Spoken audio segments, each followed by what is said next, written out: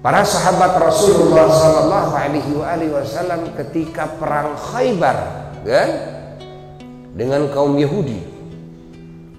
Ketika perang Khaybar, di sana ada beberapa benteng. Benteng pertama ditembus susah. Padahal beberapa benteng lagi, mereka ada di benteng di dalam benteng itu.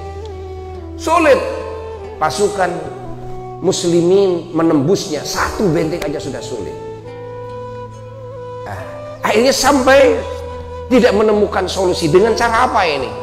Nah, setelah tidak menemukan solusi, kemana larinya? Akhirnya semua rapat kumpul semuanya, lalu semuanya diajak bersama-sama, mari kita muhasabah, mari kita introspeksi diri. Kita ini sudah beberapa hari tidak bisa menembus satupun benteng mereka, tidak mendapatkan pertolongan Allah. Ada apa dengan kita?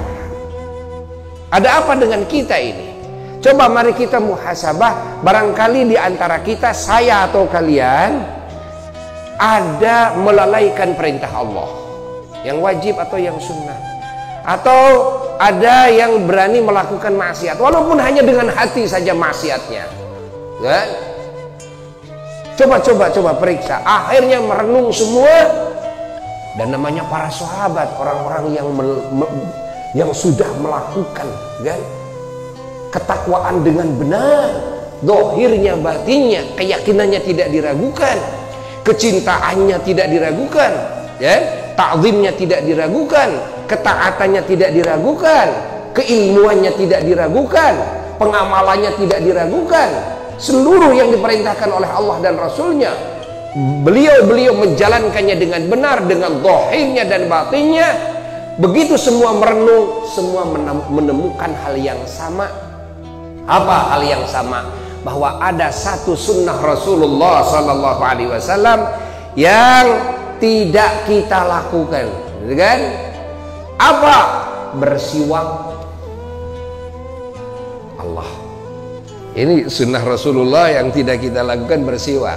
Sekarang mari kita ramai-ramai cari itu pohon arak. Cari pohon arak. Begitu cari pohon arak, langsung ditebang itu pohon arak, langsung semuanya bersiwak semuanya. Seluruh pasukan bersiwak semuanya. Ternyata ada mata-mata yang mengintai saat itu, yang mengintai. Mereka kan tidak tahu siwak itu apa. Yang mereka tahu bahwa ini pasukan muslimin sedang mengasah giginya. Artinya bagaimana geramnya mereka, gitu kan? Sampai-sampai siap mangsa dengan gigi, gitu kan? Lapor kepada pimpinannya, lapor kepada pasukan kaum Yahudi saat itu, lalu dikasih tahu hasil penemuannya. Apa yang terjadi? Yang terjadi, hati mereka saat itu menjadi takut. Semua ketakutan. Ini sudah bukan dengan pedang lagi ini. Dirobek nih dengan giginya. Mereka dikasih rasa takut yang luar biasa. Akhirnya lemah kekuatannya karena rasa takutnya. Drop mereka.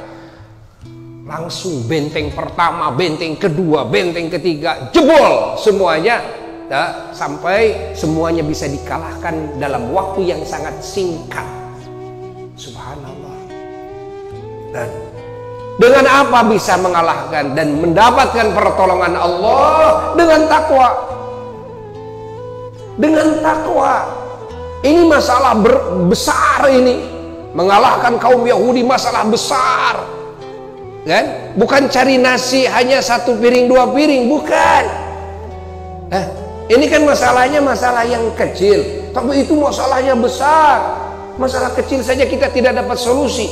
Maka ketakwaan yang mana yang tidak kita lakukan atau yang tidak benar dalam melakukannya? Coba periksa. Yang disebut takwa itu kan melakukan perintah Allah dari yang wajib sampai yang sunnah, menjauhi larangan Allah dari yang haram sampai yang makruh. Itu takwa. Makanya orang-orang yang yakin, ingat, imannya sudah sampai kepada derajat yakin, mereka selalu memperhatikan dirinya, ya, yakni memperhatikan ketakwaan dirinya kepada Tuhannya. Itu yang selalu diperhatikan. Soal masalah pertolongan Allah, sudah, itu urusan janji Allah.